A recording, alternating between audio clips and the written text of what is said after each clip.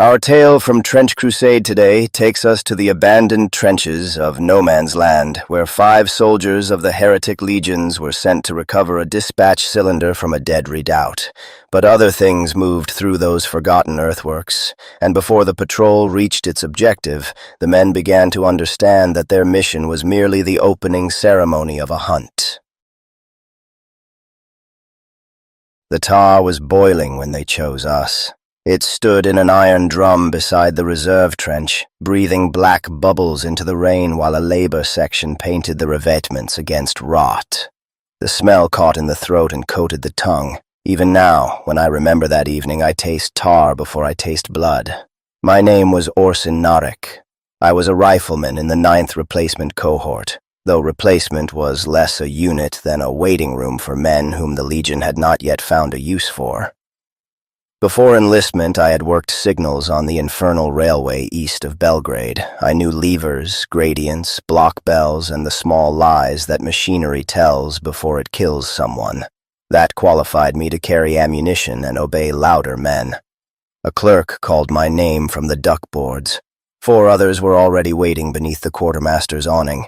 Sergeant Brannock Dorr stood nearest the brazier, square and gray-haired with the pale seams of old disciplinary brands across his jaw.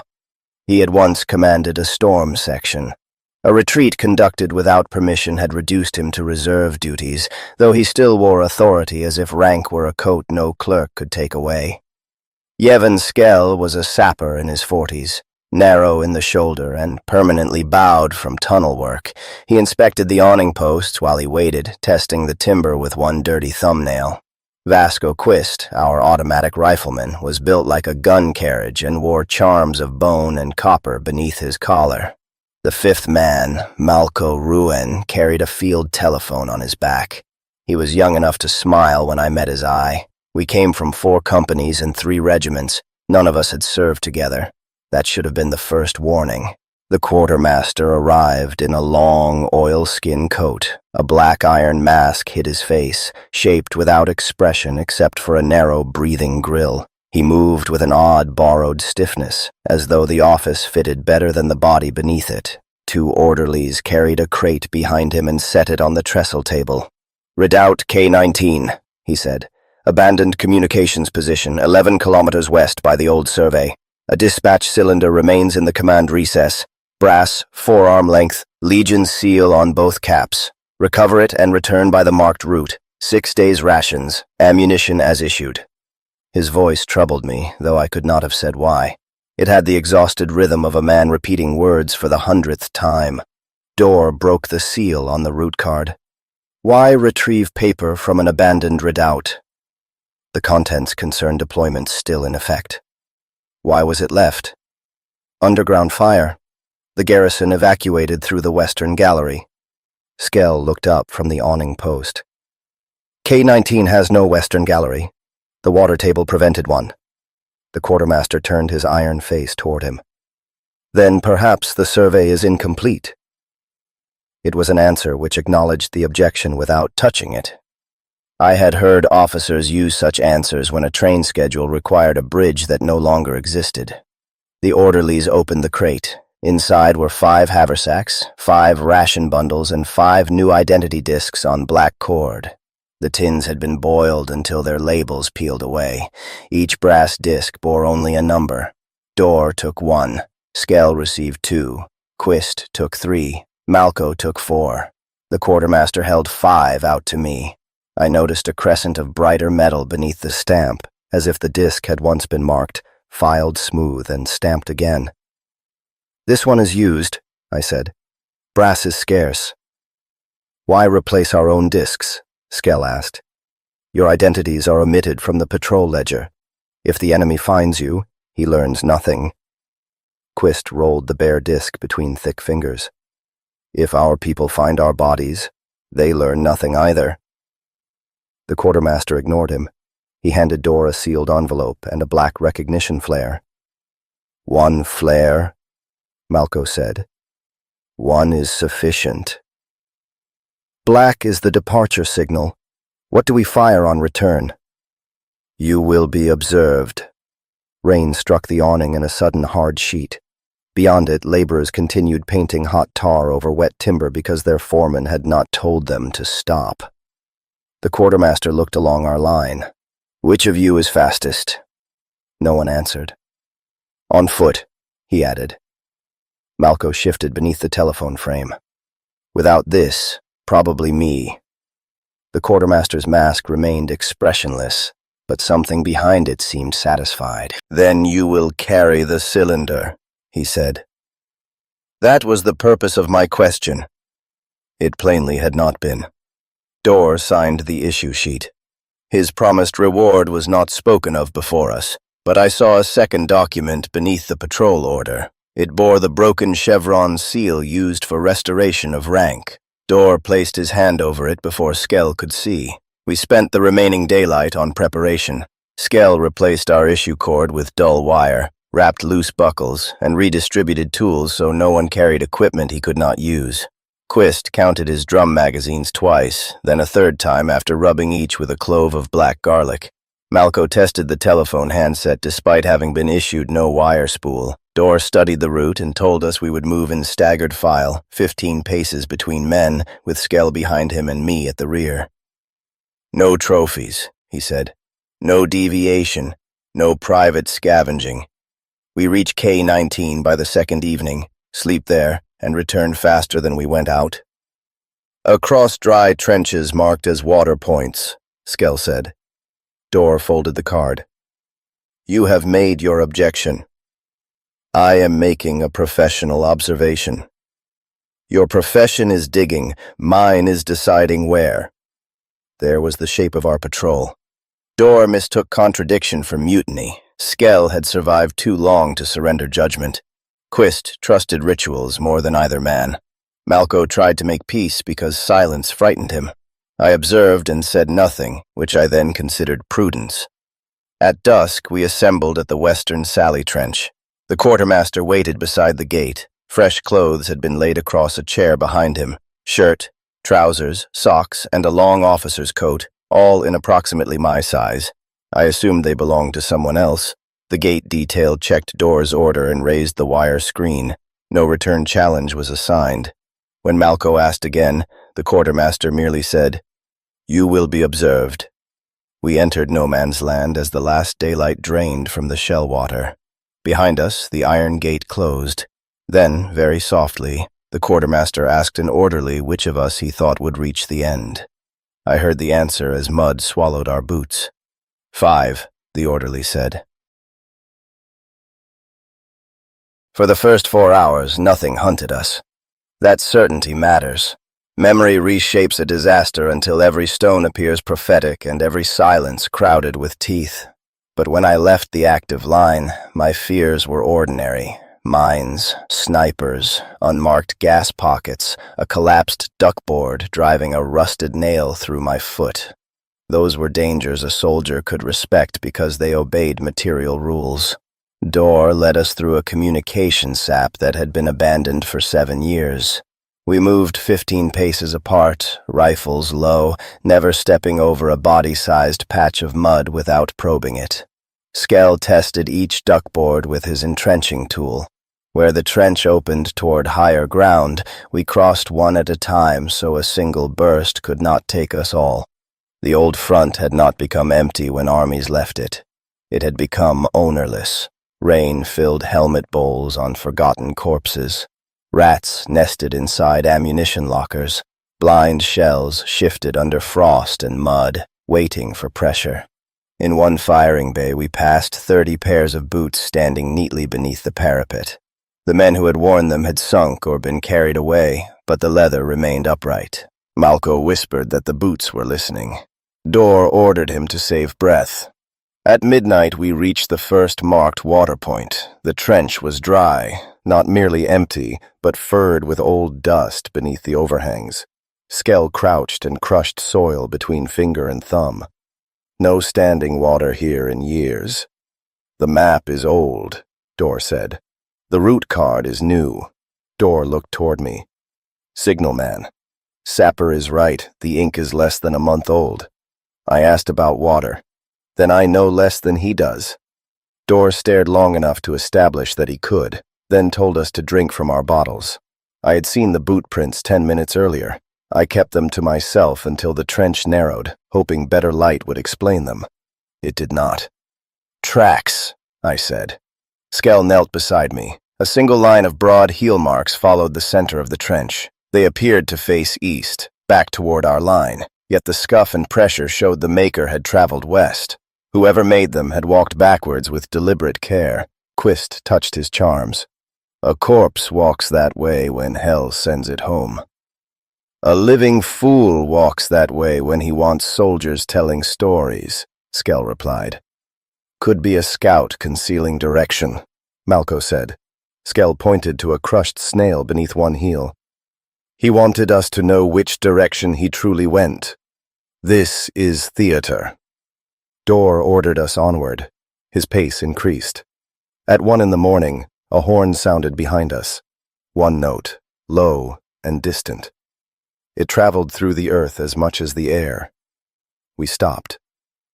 Quist lowered his automatic rifle from his shoulder. Malco turned his head, trying to judge distance. "Gas warning," Dor said. "One sustained note is gas clear on this front," Malco replied. 3 falling notes are warning. "Different regiment." From somewhere ahead came a second horn. Its answer was higher, almost playful. No one spoke after that. At dawn, we found a cable trench running north. It did not appear on Dor's card, but its revetments were sound and it offered cover from a ridge marked as observed. Skell recommended it. Dor refused because the white route line continued west. White strips of cloth began appearing at junctions. They had been tied low, sheltered from rain, each pointing along our assigned path. At first, Dor claimed they were old engineer marks. Then we reached a trench where a shell had opened the floor. 2 strips directed us around the crater by a narrow ledge. Skell lowered a probe into the center. It touched the pressure plate of a buried mine. "Someone marked the safe step," Malco said. "Be grateful," Dor answered. Skell looked along the empty trench. "I would prefer an enemy who wanted us dead." The marks guided us around 3 mines, a flooded shaft and a dugout whose roof collapsed when Quist tossed a stone through its entrance. They did not lead us by the shortest route. They led us safely. By late afternoon, we were grateful despite ourselves. That was the first cleverness of the hunt. A warning becomes a service if it saves your life often enough. We reached shelter shortly before dark. It was a communications dugout built into the side of a broad traverse. The outer door had rotted away, but fresh straw covered 5 bunks. 5 enamel cups stood on a shelf. 4 held cold rainwater. The 5th contained wine warm enough to steam. Quist knocked it over with his gun barrel. The wine ran uphill across the shelf. Above the bunks hung a charcoal drawing. 5 men ran through trenches while tall shapes watched from the parapet. The artist had given each figure enough detail to identify us. Dor's broad head, Skell's tool satchel, Quist's gun, Malco's aerial rod, and my long rifle. A black stroke crossed through Dor. He tore the paper down and held it to the stove flame. The corner blackened but did not burn. Quist ripped it in half. Both torn surfaces displayed the complete drawing, including Dor's crossed-out shape. He tore those pieces again. 4 complete patrols ran across 4 scraps. Dor ground them into the mud. "Enemy glamour," he said. "Designed to reduce discipline." "Which enemy?" I asked. He did not answer. We blocked the doorway with wire and empty bunks. Watches were paired. No one ate the issued meat because the tins had no labels, so Skell divided hard biscuit and dried onions from his personal bag. As darkness thickened, movement began around the dugout. Boots passed outside without approaching the wire. Later came the wet placement of something 4-legged. Claws scratched once along the roof. A cloud of flies struck the chimney despite the cold rain. During my watch with Malco, 3 voices spoke beyond the wall. The first was smooth and admiring. "The sergeant has posture." The second sounded raw with contempt. "He abandoned 47 at Morava Cut. He will abandon 4 more." The third was calm. neither cruel nor kind. At sunrise he will hear what he most desires. By noon, number 1 will ask number 5 for mercy. Malco's hand closed on mine. He was trembling. "One man moving around us," I whispered. "Speaking through pipes." The flattering voice chuckled directly above my head. "He still explains the signals." Something blew a hunting horn at the dugout entrance. Our wire did not move. Nothing entered. For the rest of the night, the 3 voices quietly wagered on which of us would break first. Other things circled farther out, coughing wetly in the rain. At dawn, a field telephone began ringing on the trench wall. It had not been there when we arrived. Door answered before Malco could examine the wire. The instrument was an old wooden field set, dry despite the rain. Its cable entered the mud on both sides of the box, one line west and one east, as if the trench itself formed a circuit. "Sergeant Dorr," he said. We heard only the thin murmur of the receiver. Dorr's posture changed. His shoulders lifted and the years seemed to leave his face. "Yes, Quartermaster. Understood. Authentication?" The murmur continued. Dorr glanced at us, then turned toward the wall. "That was not part of the issued order." Another murmur. His free hand covered the broken chevrons on his sleeve. "I accept the amendment," he said. "We will be there." He hung up. "Relief section at the Chapel of St. Corda. Command knows the route is compromised. We transfer the cylinder order and return with them." "We do not have the cylinder," Skell said. "The relief continues to K-19. Malco lifted the receiver and listened. "Line is dead." They rang off. There is no exchange current, no battery click, nothing. I wiped mud from the route card. The chapel is uphill. Whoever chose it puts us against the sky for 600 meters. Dorr's eyes hardened. The quartermaster knew the sealed language of my restoration order. Skell understood then. "What were you promised?" "That does not concern this patrol." "It concerns the patrol if the promise is pulling us into a killing ground." Dorr drew his pistol. He did not aim it, but bringing it out was enough. "The next man who disputes an authenticated command will remain here under arrest." We followed him because no one wanted to be the first to make his threat real. Before leaving, Skell made us conduct the ordinary departure checks. We cleaned rifle muzzles, tightened straps, and counted water. Malco drew the chapel route inside his telephone lid while I marked 2 places where it crossed low ground. Quist refused the warm wine but filled its enamel cup with rainwater and drank. He said using an offered thing against its intended purpose confused malign spirits. Skell replied that spirits capable of folding paper would probably understand cups.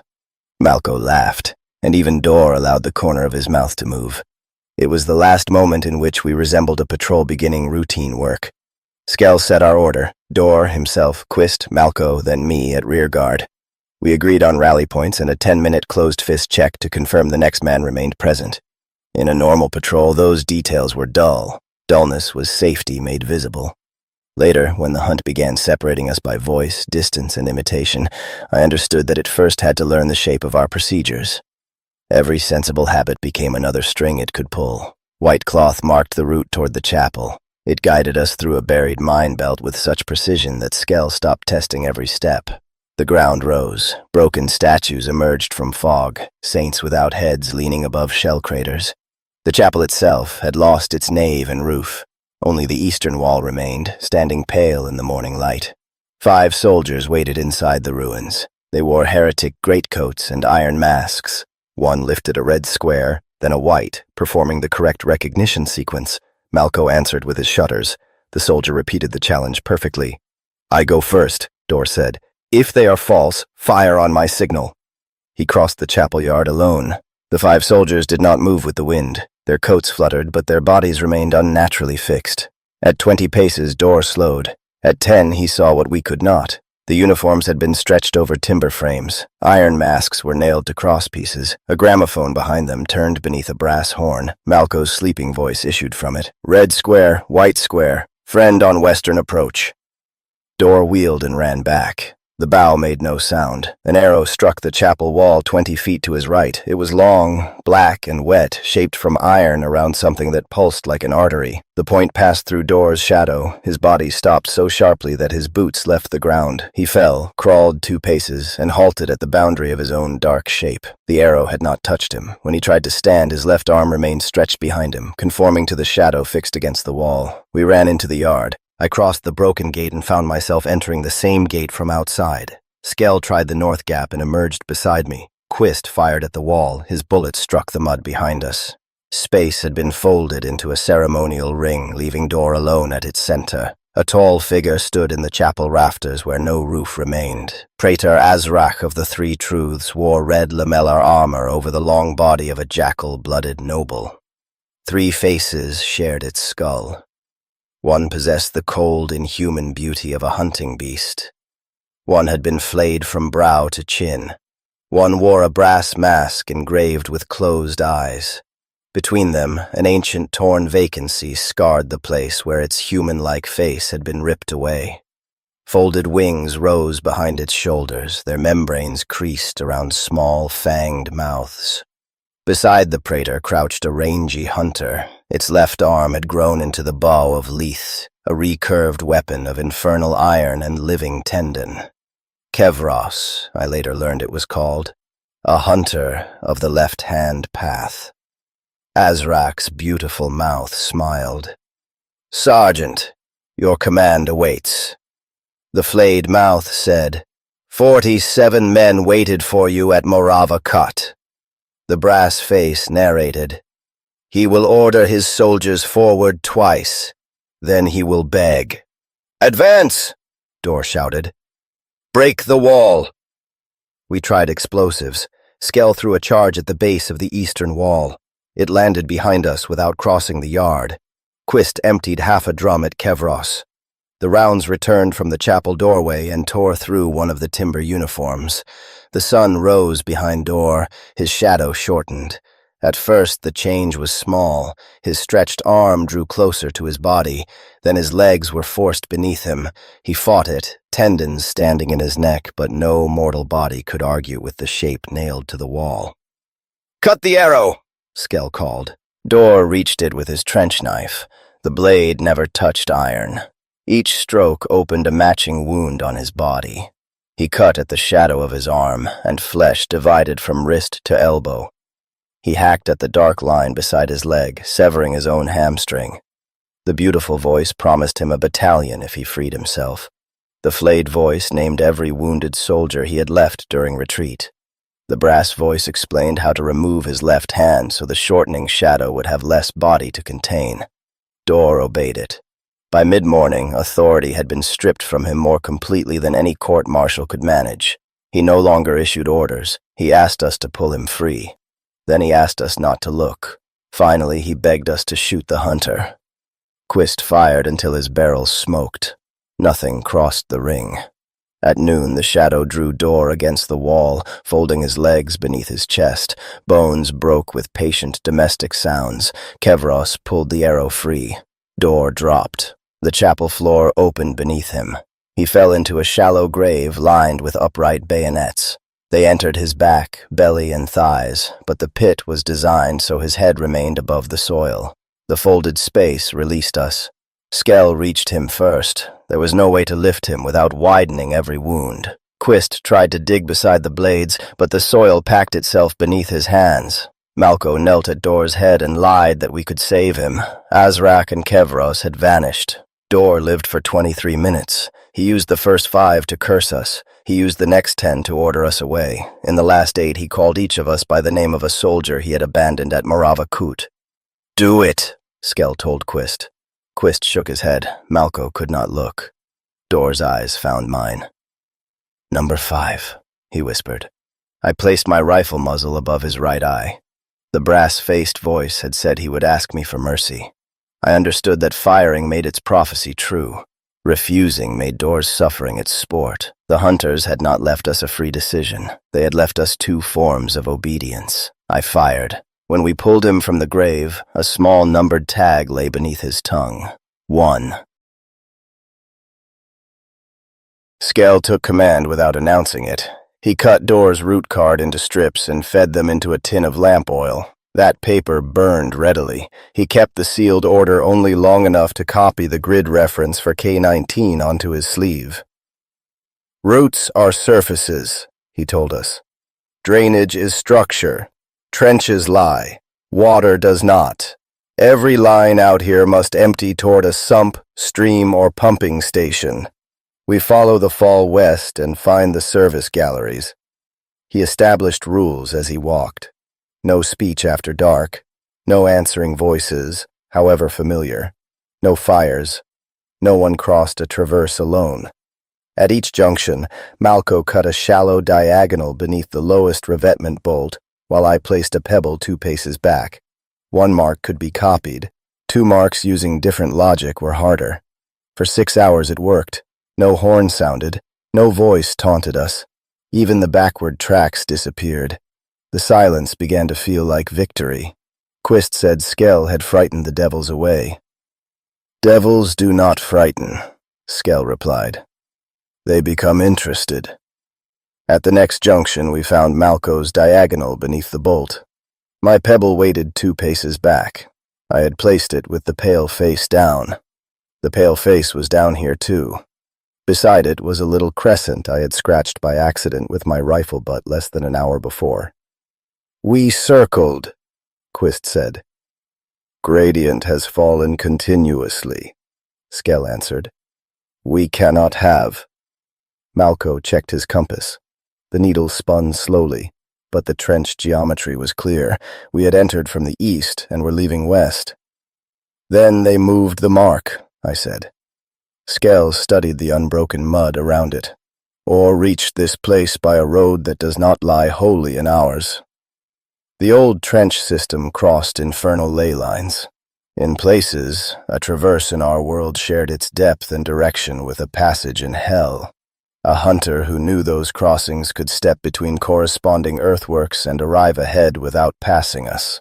We stopped marking the route. Cold rain began at noon. Flies came with it. They settled beneath the rims of our helmets and crawled into our weapon actions. Quist stripped his gun twice. Malco found one under his eyelid.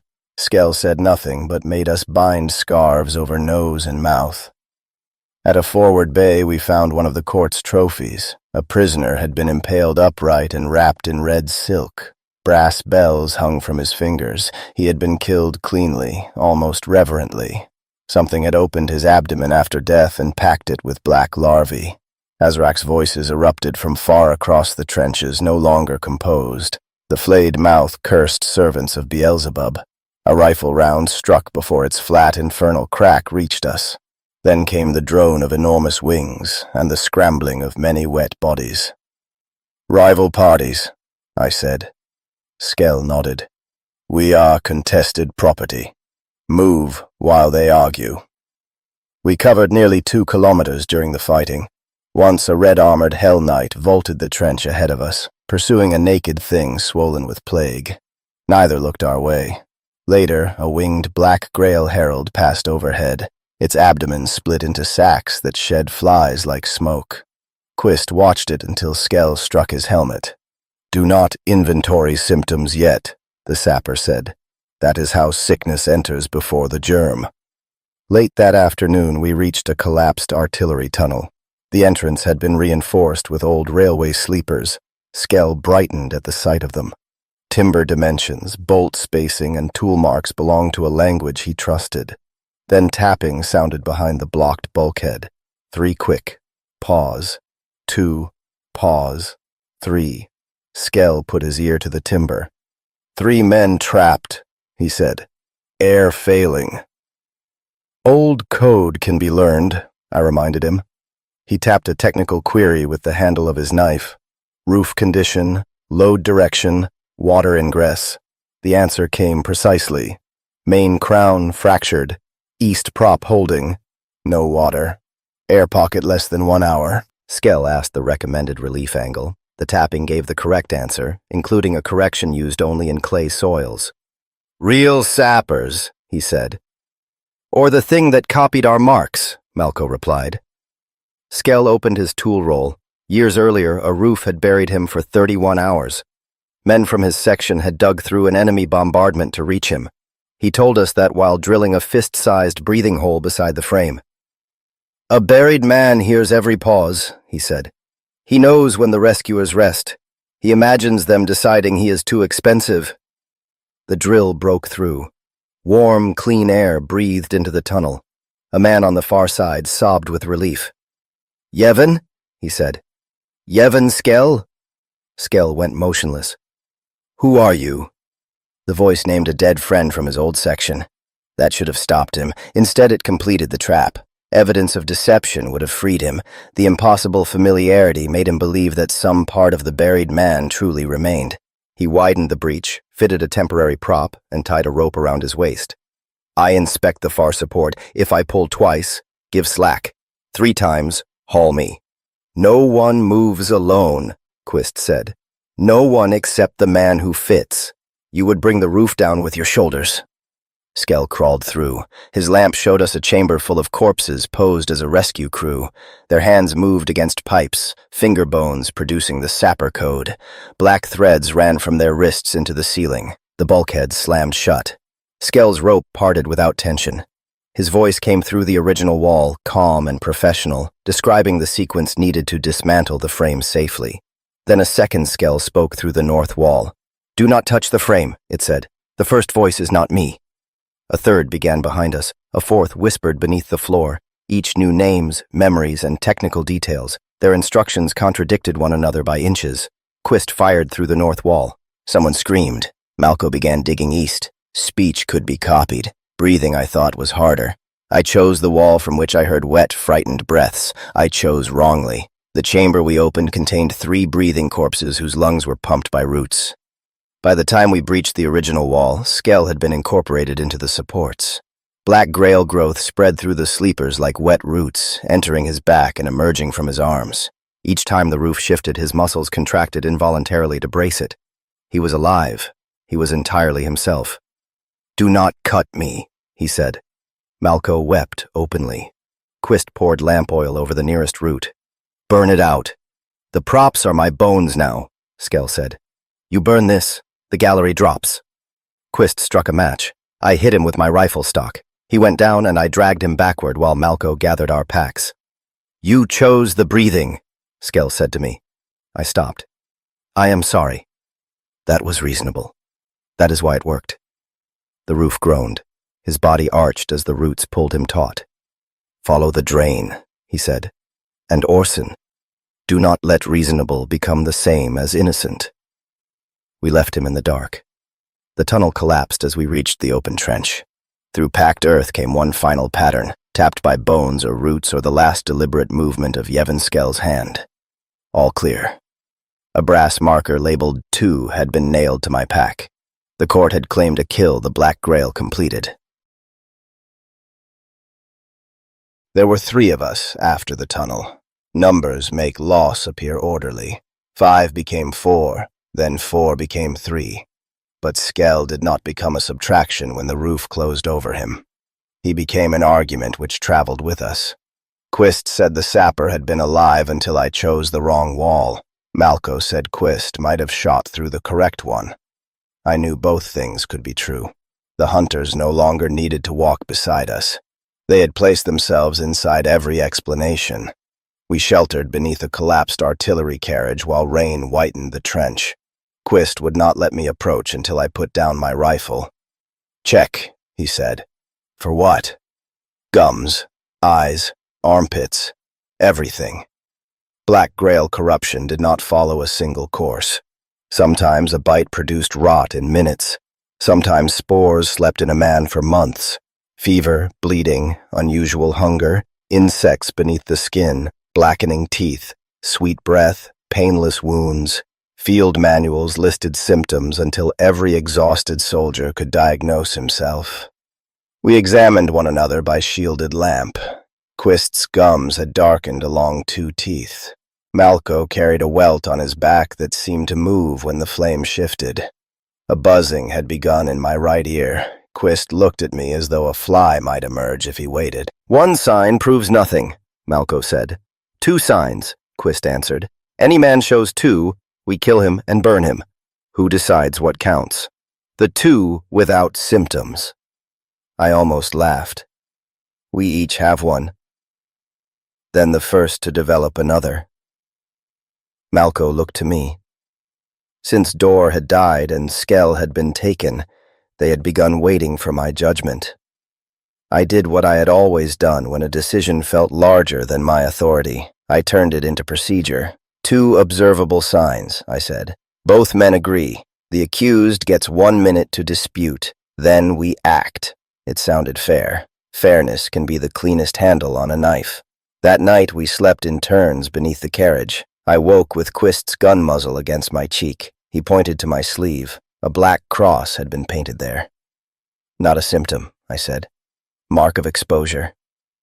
The pigment smelled of lamp soot and fat. Someone had reached beneath our cover and painted it while all 3 of us lay within arm's length. Malco found another cross on Quist's throat. He scrubbed until the skin bled, but the mark remained. It had been placed precisely where his charms did not cover him. They chose me, he said. They want you to think so, I replied. Same result if you shoot me. We traveled before dawn. Quist walked at the rear despite my order, keeping his weapon trained between our shoulder blades whenever he thought I was not looking. Malco tried to speak to him about ordinary things. A tavern near the reserve station. A woman who cheated at cards. The proper way to fry onions in ration grease. Quist answered only with questions about his skin. Is my neck swollen? No. You looked too quickly. It is not swollen. Would you tell me if it was? By noon we entered a dead orchard. Rows of black trees grew from the rubble of a village. No leaves remained, yet pale objects hung from every branch. At first I mistook them for late fruit. They were human teeth, threaded through the roots and suspended by nerves. They clicked softly in the wind. A black grail herald circled high above us. Its wings shone like oil. It never descended. It is hurting, I said. Quist began coughing. He bent double and spat into his palm. Blood striped the mucus. A small black fly crawled from it and cleaned its wings. Malco leveled his rifle. Quist stared at the insect. Terror transformed his face more completely than disease could have done. They put it in my mouth while I slept. Do not move, Malco said. You saw the paint.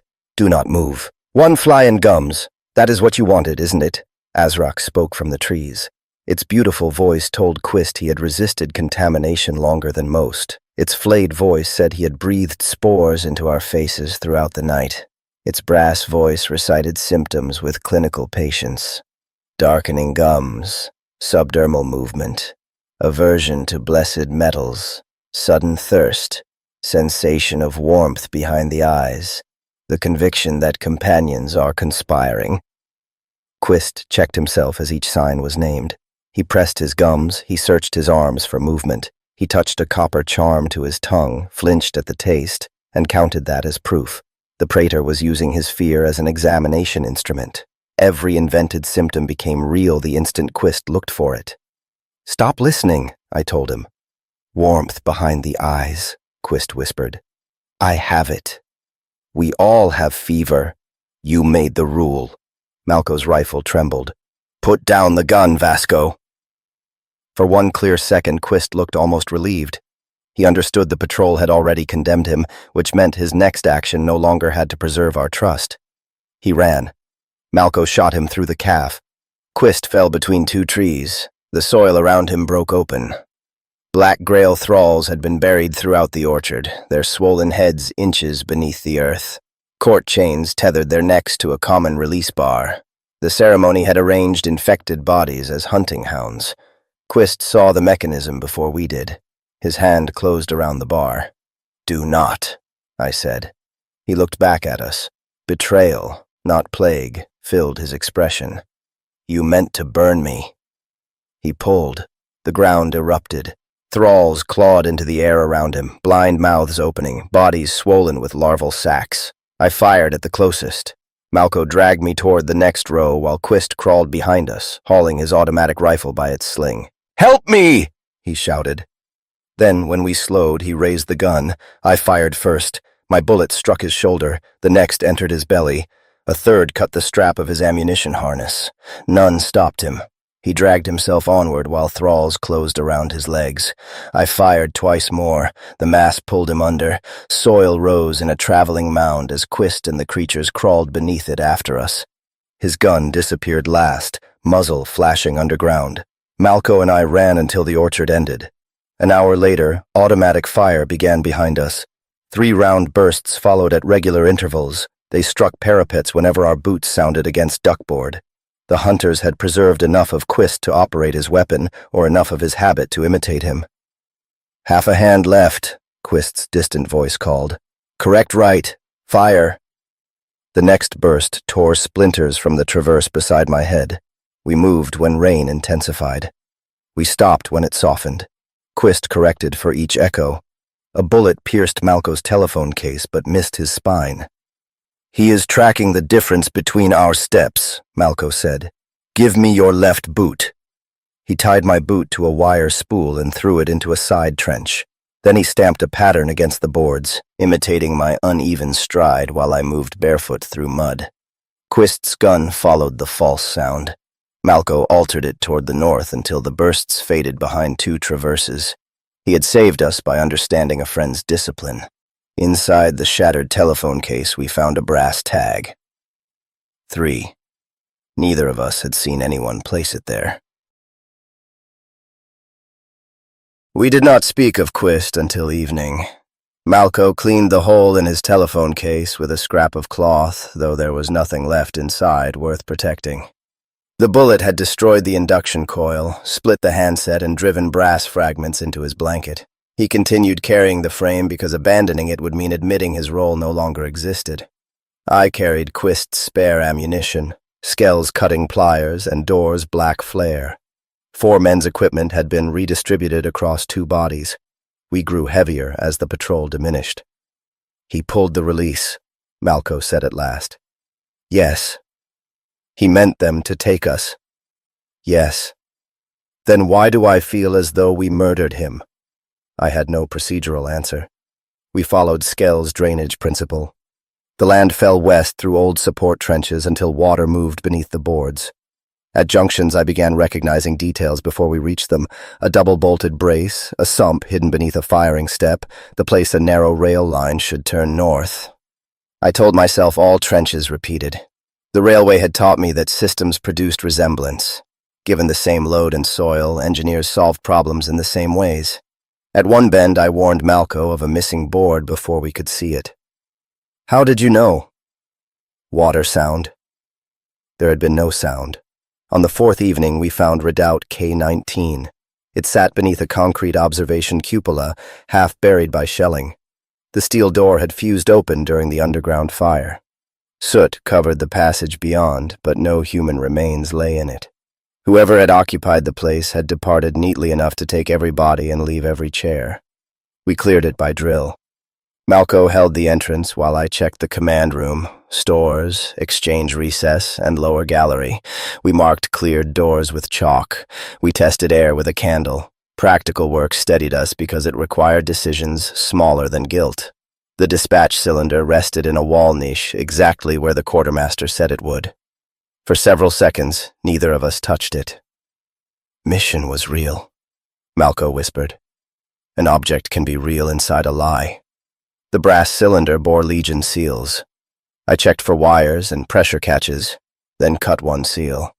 Malco watched the door with his rifle. Inside was a roll of pale material tied with red thread. It was human skin. 5 columns had been ruled across it.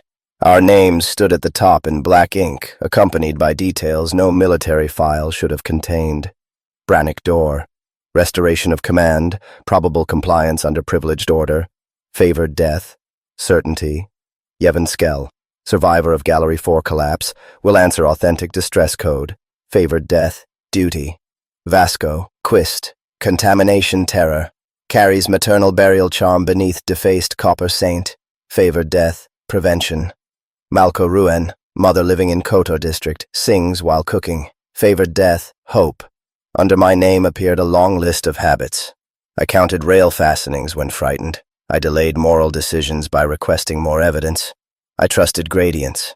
I would allow another man to enter danger if the alternative required me to command him. Favored death, relief. Beside each prediction were wagers. Heretic officers, infernal nobles, and names written in alphabets that shifted when I looked away had staked ducats on the sequence. The masked quartermaster had placed 40 ducats on number 5 reaching the western boundary. Several lines beneath my entry had been scraped away. I angled the skin toward the lamp and read impressions left in the membrane. Will divert living water through lower gallery. Will employ number 3's ammunition against the court. Outcome variation requested by patron. It described decisions I had not yet made. At the bottom, an instruction had been written in vermilion. The 5th must reach the western listening post alive, wound and terrify at discretion. Death before the boundary forfeits all court wagers. Do not spoil the revelation. Malco turned from the doorway. I rolled the skin before he saw that line.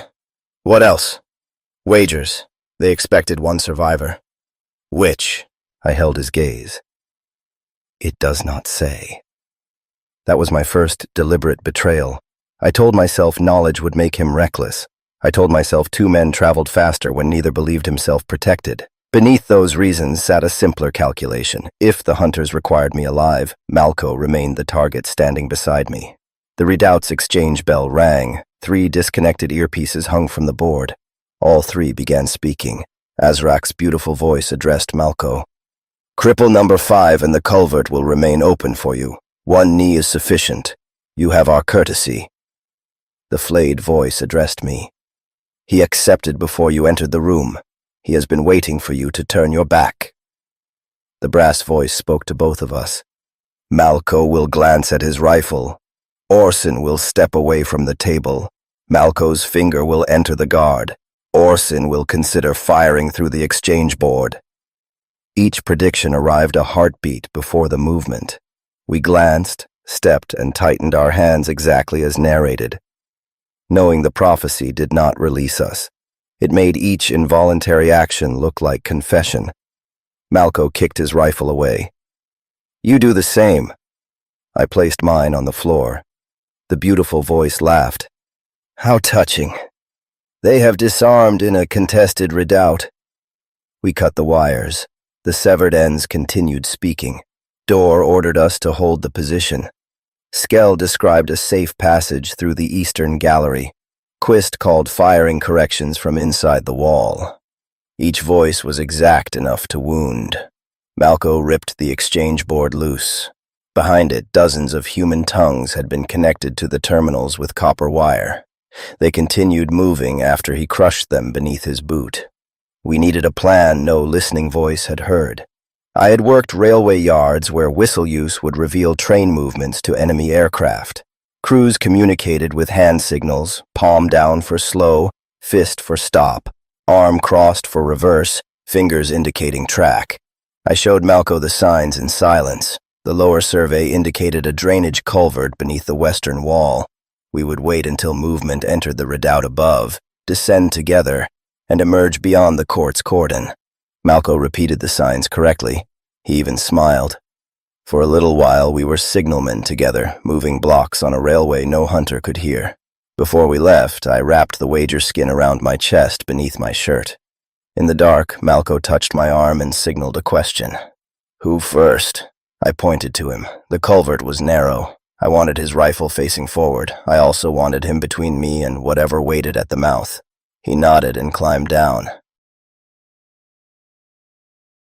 The culvert was barely wide enough for our shoulders. Black water reached my chest as I crawled. Malco moved ahead by touch, pushing his rifle and broken telephone frame.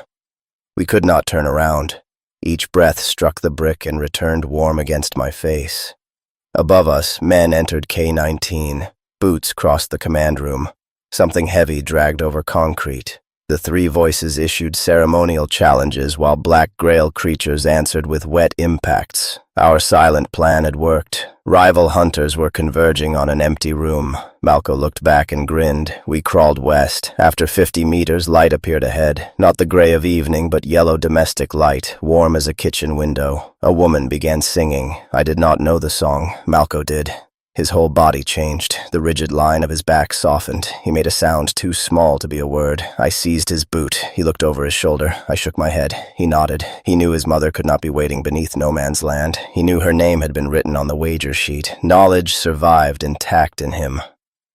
Then the woman paused between verses and hummed the tune while moving a pot across a stove. That ordinary imperfection destroyed him. Threats had trained us to resist fear. Nothing had trained a starving, freezing man to resist the sound of onions frying in his childhood home.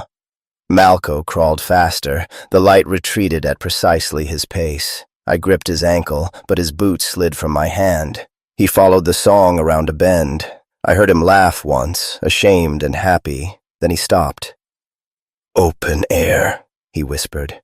His voice came through water. "Orson, I reached it. Give me your hand." A hand reached back around the bend. It wore Malco's fingerless glove.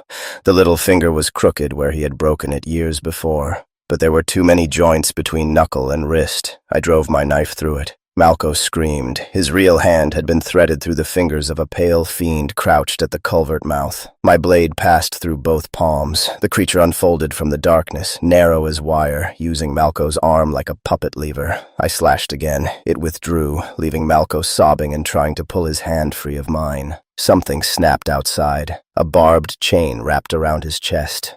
Kevros stood beyond the mouth, its living bow arm braced against the masonry. With its other hand, it drew the chain one link at a time. Malco slid away from me. I caught both his boots. The culvert filled with his screams, but they changed strangely. One moment he begged me not to let go. The next he thanked me for pulling him into daylight. Each barb carried a vision of possible rescue into his nerves. He lived 10 different endings while his body moved toward only one. "You got me," he cried. "I knew you would. I can see the reserve lamps." Then, "Why did you leave me, Orson? Why are you standing there?" The beautiful voice praised our loyalty. The flayed voice reminded me I had hidden the instruction. The brass voice narrated the rise of contaminated water behind me. It was true. Black fluid entered the culvert from K-19, carrying white larvae and mats of hair. The Grail had found the lower drain. Malco kicked wildly. One boot began sliding from his foot. "Cut them!" he shouted. "What?" "My feet. Cut them off and pull me back." The chain barbs tightened each time he moved. I could not reach his chest. I could reach his ankles. I drew the trench knife. "Do it," he said. I worked underwater where neither of us could see. Leather parted first, then skin. The blade caught between bones. Malco sang his mother's song through clenched teeth while I sawed through his left ankle. The boot came free with the foot inside it. I took the right ankle. The water behind me reached my shoulders. Larvae gathered against my neck. "Nearly," I lied. The chain jerked. Malco vanished around the bend. My knife cut empty water. I remained clutching one severed foot and one boot he had kicked free.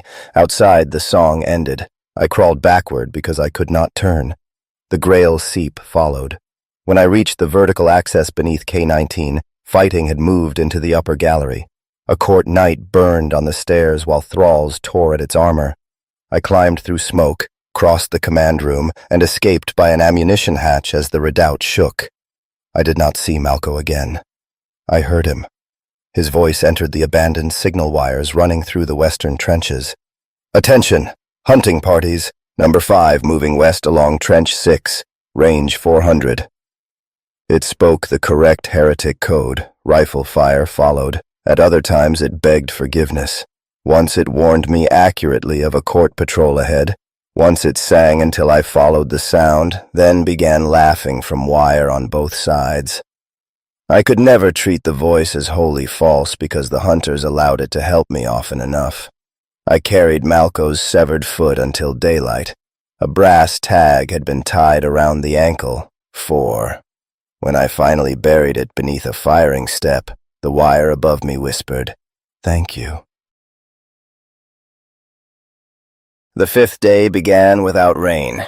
I moved west beneath a sky the color of old iron. My left foot was bare. My right boot had split at the heel. I had 9 rifle cartridges and Door's pistol with 4 rounds. I carried 2 drum magazines from Quist, 1 cutting charge from Skell, a broken field telephone, the black recognition flare, and 5 days of other men's blood dried across my clothes.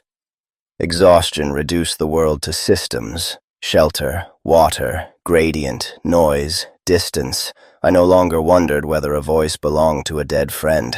I asked what action it wanted. The wire announced the western listening post late in the afternoon. 200 meters, Orsin. Warm stove, friendly boundary. I saw its observation hood above the trench. Every instruction had driven me there. The skin in the cylinder required number 5 to arrive alive, so I stopped. For the first time since selection, I refused a destination because it was assigned. I climbed into a shell hole and studied the ground through my rifle sight. Tracks approached the listening post from 3 directions. Court prints were narrow and deep, made by armored feet. Grail traces appeared as smeared black fluid and dead flies. Neither crossed the same puddles. The hunt had rules. Kevros placed its numbered marker before each death was complete. Azraq preferred choices which made victims responsible. Court creatures avoided physical contact with black grail matter, even while attacking it. Grail things followed heat, blood, and moving water. Both factions had protected me whenever an early death threatened the promised ending. Rules were only tracks made by pride. The listening post stood above an old pumping gallery. I knew that before I uncovered the survey plate. I knew the main valve would be beneath the eastern stair and the counterweight housed behind the signal room. My hands remembered the sequence of levers. I told myself railway pumping stations used similar arrangements. The explanation no longer convinced me. The lower gallery contained stagnant water filmed with grail corruption. I reopened a sluice Skell would have recognized and redirected the flow into a buried approach tunnel beneath the post. Rust fought every turn. I used his cutting charge to free the final gate. From Quist's ammunition, I built noise traps. I removed rounds from one drum, fixed them between nails, and ran wire through the primers. Any pressure on the western duckboards would create disciplined bursts from several locations. The other drum I suspended above the pumping counterweight as a crude fragmentation charge. Malco's ruined induction armature still produced current when spun. I connected it to a buzzer and set the pump wheel to turn it. A slow pulse traveled through the listening post wires like a human heartbeat. I cut my palm and let blood drip into the flowing water. Last, I stripped off my coat and shirt. I packed them around a timber frame in the signal room, placed my helmet above the collar, and hung the wager skin against its chest. The instruction predicting my use of water remained visible. Beneath the frame, I fixed the black recognition flare, its striker tied to the western tripwire. If the court wanted its departure signal, it could light mine for me. I pinned marker 5 over it. The tag had been waiting on the listening post table. I took a position inside the dry overflow slit with mud pressed over my skin. The space was scarcely wider than a coffin. From there I could see the lower approach and part of the signal room. By then the last light had drained from the observation hood. I turned Malco's generator. The heartbeat entered the wire. "Number 5 has arrived," his stolen voice announced. Flies came first. They gathered above the buried gallery in a black cloud dense enough to cast a shadow. Thralls followed through the eastern approach, crawling on all fours with their faces lifted to the scent of my blood. Behind them came a black grail herald, stooped beneath folded wings. Its abdomen brushed both trench walls, leaving strings of eggs. The court arrived from the west. 2 Hell Knights entered in red armor, carrying long arquebuses and hooked polearms. Kevros moved between them without sound. Last came Azraq, 3 voices conducting the ceremony in counterpoint. "Number 5 has exceeded expectation," the beautiful face announced. "Number 5 abandoned number 4 knowingly," said the flayed one. "Number 5 is crouched in the overflow slit," said the brass face. My lungs stopped. The mask turned toward my hiding place.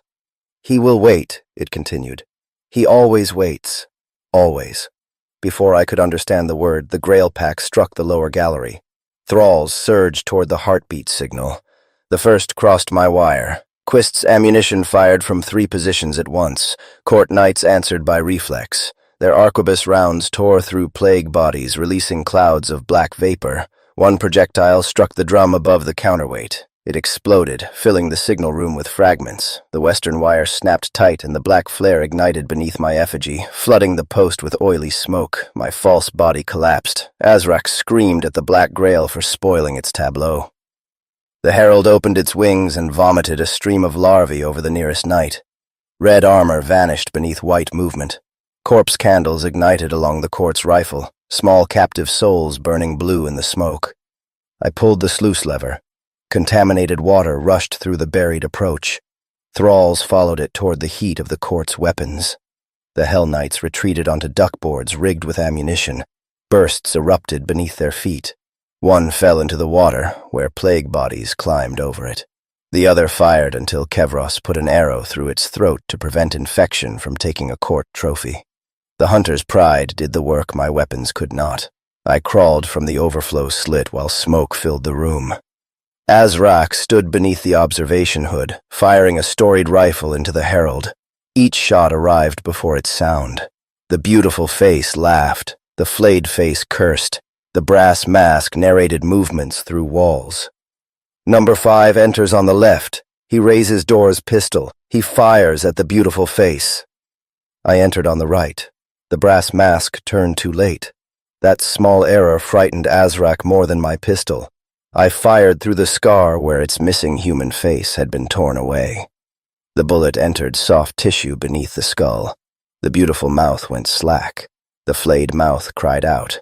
The brass face said, "He fired from the left," as though repetition could repair the world. Azrak dropped the rifle. Kevros came through smoke behind me. Its bow arm drew itself, tendon string tightening between iron hooks. I ran across the pump room. An arrow passed through my sleeve and struck my shadow, fixing it to the floor. I cut the lamp. Darkness erased the shadow before the enchantment could hold. Kevros made the first sound I had heard from it, a dry hiss of surprise. I reached the counterweight release. The lever would not move. Rust held it, exactly as I had somehow known it would. I wrapped Skell's cutting wire around the catch and pulled with both hands. The hunter drew again. Malco's voice sounded from the wall. "Down, quartermaster." The wrong title startled me into obedience. I dropped. Kevros's arrow struck the lever. Infernal iron broke the rusted catch. Several tons of pump machinery descended. The counterweight crushed the hunter's living bow arm against the floor. Kevros did not scream. It cut at its own shoulder with a knife.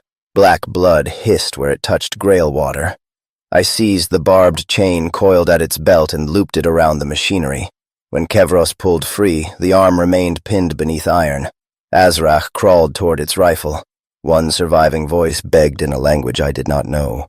The brass face continued narrating incorrectly. "Number 5 flees, number 5 kneels, number 5 apologizes." I tore a pump cable from the wall, wrapped it around the praetor and dragged it against the infected growth climbing the masonry. The roots closed over red armor. I unhooked Kevros's barbed chain from the machinery and recoiled it around my forearm. Its hooks bit through skin, and each contact produced visions. Azrak triumphant over 100 hunts. Azrak torn open by the grail. Azrak kneeling before me. Azrak wearing the quartermaster's mask. Its 2 living mouths contradicted one another until neither voice formed words. The Plague Knight entered below. It was taller than the Hell Knights and wider than the doorway, a single cadaverous intelligence swollen inside parasite-riddled armor. Flies poured from its visor. A rusted great blade dragged behind it, cutting a channel through concrete. For the first time, Azrak looked like quarry. I left the praetor bound to the growth. I did not watch what followed. The Plague Knight's laughter sounded like one ruined throat trying to cough up a swarm. I took Azrak's rifle but found the stock burning hot. Faces moved beneath its varnish. I abandoned it and climbed through the observation hood as the listening post filled with flies, locusts, smoke, and the screams of incompatible masters. Dawn waited beyond the parapet. I had not defeated either warband. No rifleman could. I had merely constructed a place where each enemy's appetite made the other intolerable. That was enough. For 3 hours, I moved west without hearing a horn. I told myself the patrol had won through me. Door's pistol, Skell's tools, Quist's ammunition, Malco's signals. That belief was the final path marked in white cloth. The active Heretic line announced itself with smoke. Cook fires lifted beyond a low ridge. Artillery sounded at regular intervals instead of the unpredictable cracks of the hunt. I saw fresh wire, drainage spoil, and a boundary post painted with the black chevron of the Legion. I stopped 50 paces short. No challenge came. A canvas shelter stood behind the post. Beside it, a brazier burned under a kettle. Fresh clothes lay folded on the same wooden chair I had noticed before departure: shirt, trousers, socks, and an officer's coat in my size. The masked quartermaster waited beside them. Behind him stood 3 Heretic officers and perhaps a dozen veiled spectators. Some wore military coats, others had the elongated limbs and careful stillness of infernal nobility. A clerk sat at a table with a ledger open. They began applauding. It was not loud. That made it worse. Their gloved hands met with the polite appreciation of patrons after a chamber performance. The quartermaster poured water into a basin. "Rifleman Narek," he said, "you have completed the course. 4 men are dead. 4 assets were expended. You returned after hostile contact with the objective intelligence, disrupted 2 enemy formations, and demonstrated command aptitude. The report can be written favorably." His rehearsed tone held no mockery. Bureaucracy absorbed horror more completely than laughter could. One officer complained that I had spoiled the prepared conclusion at the listening post. Another said the inversion had justified his additional wager. A veiled spectator asked whether Azrak's lost face could be recovered before infection. "Why?" I asked. The quartermaster considered the question. "The court requires mortal quarry. Our reserve formations contain disciplinary burdens. Cooperation produces intelligence, patronage, and ducats. Men who survive demonstrate qualities the Legion can use. No one was meant to survive. You are here." I removed the wager skin from beneath my shirt and threw it at his feet. "You knew I would reach here." "Prediction is not certainty. That distinction is the foundation of sport." He gestured toward the basin. "Wash, drink, sign the after-action statement. Your reward is command of a reconnaissance section attached to the quartermaster service. Better food, independent authority, a path clear of replacement ranks." The officer's coat waited on the chair. I imagined putting it on. The image arrived with warmth so intense it weakened my knees. Not rank, not ducats. Relief. A room with a door. Clean socks. Permission to stop deciding how much suffering another man could survive. They understood that terror did not need to make a man love cruelty. It needed only to make ordinary comfort expensive enough. The quartermaster placed a pen beside the report. "The record states Sergeant Dorr disobeyed route discipline and the others were lost to Black Grail contact. Your conduct preserved critical intelligence. Sign, and their failures will not stain you." On the table, beside the ledger, lay 5 fresh brass identity discs. 1 through 5. Behind the canvas screen, someone coughed. Boots shifted. 5 new soldiers were waiting. The quartermaster lowered his voice. "The work need not be yours forever. 1 patrol. You select them, brief them, and observe. Afterwards, you receive a permanent commission." I understood then why the last trap contained no glamour. Every supernatural cruelty had reduced us toward this simple human bargain. Become the man beside the brazier, and the nightmare would finally belong to someone else. "Remove your mask," I said. "It is part of the office. I want to see what survived its course." Something changed in his stance. Not fear, recognition. I stepped to the table and picked up the pen. The spectators leaned closer. "You may enter number 5's name yourself," the quartermaster said. I signed Orson Narek at the bottom of the statement. Then I looped Kevros's chain around his ankle. I pulled with all my weight. The barbs caught beneath his boot and tore him into the brazier. His oilskin ignited. I took Dorr's pistol from my belt and shot the nearest officer through the mouth. The second round struck another in the shoulder. Spectators scattered with indignant cries. I ran for the canvas screen. The waiting soldiers called out. One began tearing at the ties from inside. The quartermaster rolled in the fire. His iron mask came loose. Beneath it was a face burned beyond age, yet for one instant I knew the set of its jaw. The knowledge came from somewhere below memory. Then a bullet entered beneath my left shoulder blade. It arrived before the rifle report. My chest opened. Blood struck the canvas ahead of me. I fell close enough to see 5 pairs of boots beneath the screen. Miles behind, beyond ridges and drowned trenches, Azrak's storied rifle sounded. The praetor had survived. One of its voices spoke through the burning quartermaster's mask. Beautiful variation. A second voice followed, weaker and full of pain. Exactly as before. I could not breathe deeply enough to scream. The bullet had crossed my chest and broken against the edge of my brass disc. I felt its fragments beneath my breastbone. The fresh number 5 lay against the older filed marks, warmed by blood.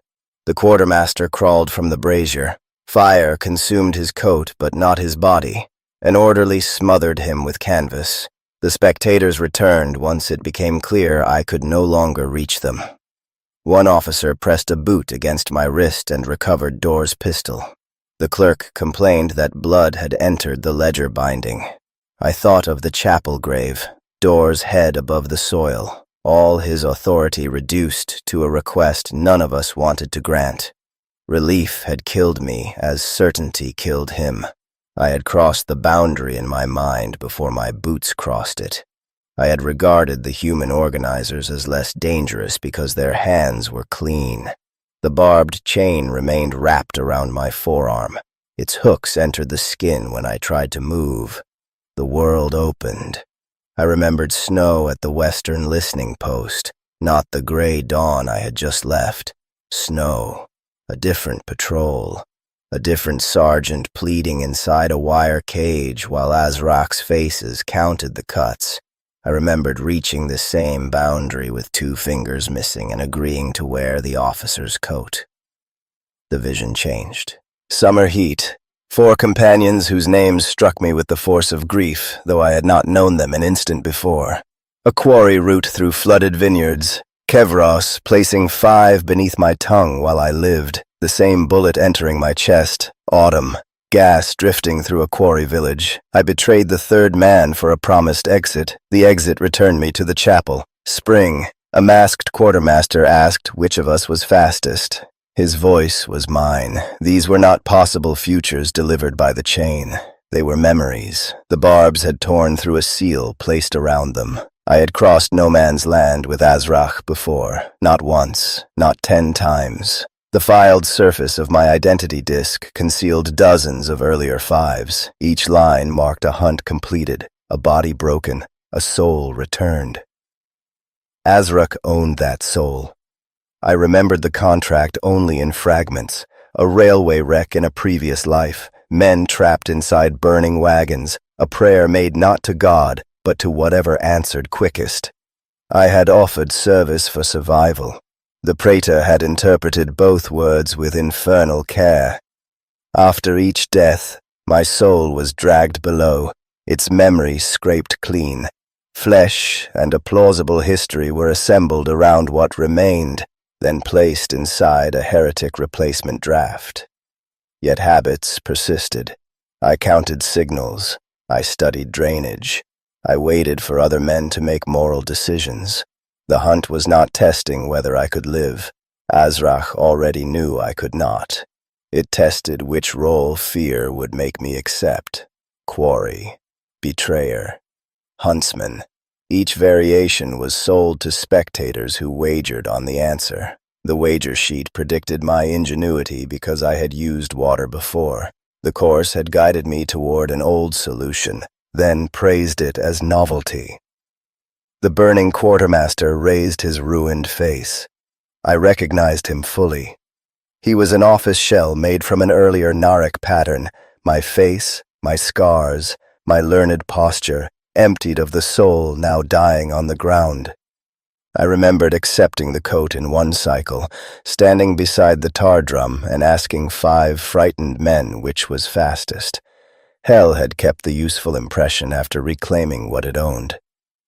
Did I choose them? I whispered. The quartermaster tilted his burned head. Azrak answered through him with 2 remaining voices. Often. Never willingly enough. Behind the screen, the 5 new soldiers had gone silent. I tried to warn them. Blood filled my throat. The sound that emerged resembled the wet coughing which had followed us through the trenches. One spectator proposed a deeper seal next time. The clerk objected. The railway history reliably produced useful reversals. They discussed my soul as armorers discuss a rifle which pulls left. I looked toward the 5 fresh discs. The mark beneath my own number 5 was not a manufacturing flaw. It was an archive. I refuse, I said.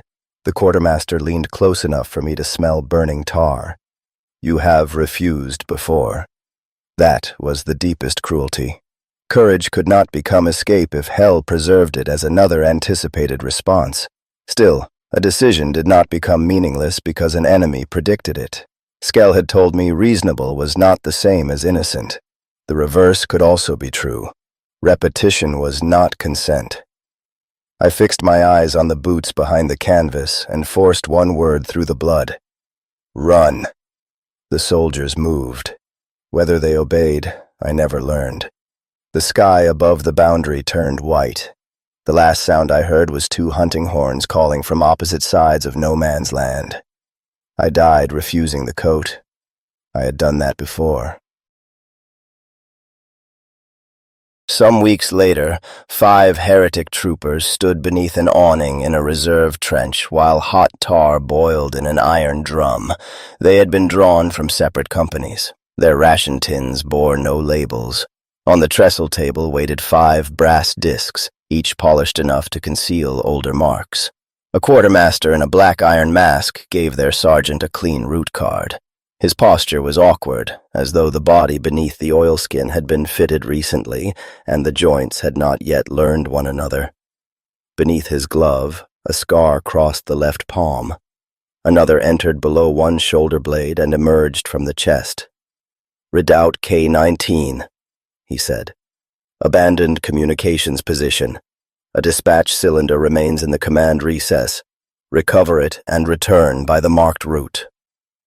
One soldier studied the water points. These trenches are dry. The quartermaster looked at him for a long moment. Far beyond the wire, 2 hunting horns answered one another. The youngest soldier shifted beneath a field telephone frame. What do we call you, sir? The quartermaster's hand tightened around the disc stamped 5. Perhaps something beneath the mask remembered a chapel wall, a buried sapper, flies in cold rain, and a severed foot tied with brass. Perhaps it remembered only the words assigned to the office. Perhaps there had never been a first hunt from which later hunts could be counted. The tar breathed black bubbles into the rain. Narek, he said. Quartermaster Narek. He looked along the line of 5 men. And I need to know which of you is fastest.